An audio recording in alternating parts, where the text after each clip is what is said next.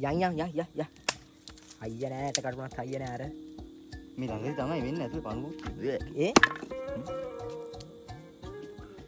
අඩේ උනේ ළඟදී කාටින් යා. හායි යාළුවනේ. ඔන්න එහෙනම් ලස්සන වීඩියෝ එකක් අරගෙන තමයි ආවේ.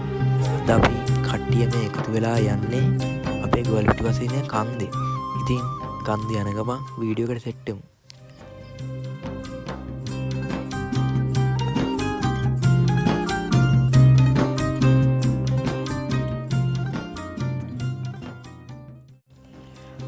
හරියටම දැන් අපි කන්දේ තුනෙන් එකක කොටසක් නැගලි වෙලා බලන්නකො එහෙනම්. මේක සොඳුරු ලෝකයක් සතුටු සිනහ පිරුණු සාදයක්. මේක සොඳුරු ලෝකයක් සතුටු සිනහ පිරුණු සාදයක්. කන්දේ තවත් උඩට යන්න තියෙන නිසා අපි යමු. ගල් වලින් නැග තමයි යන්න ඕන.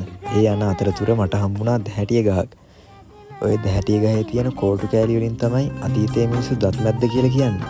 මම මේ කතාවේ ඇත්ත නැත්ත හරියට නම් දන්නේ නැහැ. ඔයාලත් දන්නව නම් පහලින් කමෙන්ට් එකක් දාන්න අනිවාර්යයෙන්. දැන් නම් කන්දේ අපි හරි මැදට තමයි ඇවිල්ලා තියෙන්නේ. ඉතින් කන්දේ හරි මැදට වටේ පේන හැටි ආයෙමත් මම ඔයාලට පෙන්නන්නම්. ඇසට කඳුළු එපා සොඳුරු දසුන් බොඳ වී ආවී. ලයට සුසුම් එපා. ඉතින් අපි මේ එතන ටික වෙලාවක් ඉඳලා ආයෙමත් කන්ද උඩට යන ගමන් තමයි මේ ඉන්නේ. අපි නටමු ගයමු වයමු හිනාවී. ඉතින් අපි මේ දන්නේම නැතුව ඇවිල්ලා තියෙන්නේ කොටියෙක්ගේ නිවහනකට. පේනවනේ. එයා දඩයම් කරන් කාපු සත්තුන්ගේ ඇටකටු.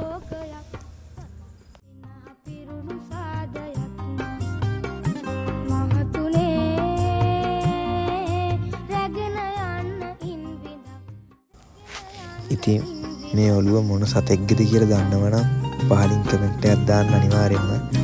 දන්නේ නැහැ ගෝණෙක්ගේද මොකෙක්ගේද කියලා හරියටම කියන්න.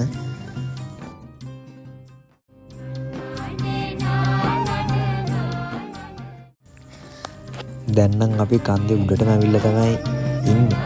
ඉතින් තා පොඩ්ඩක් යන්න තියෙන්නේ. ගිහින් බලමු ලස්සන.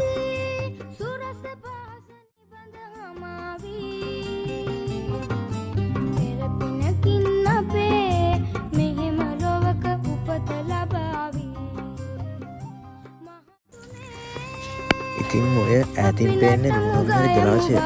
මෙතන නැග්ගට පස්සේ වටේම පේනවා.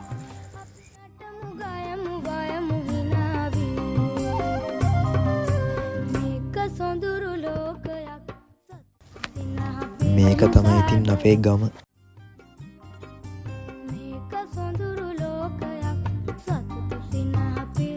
ඔය ඈතින් පේන්නේ වැඩිහිටි කන්ද.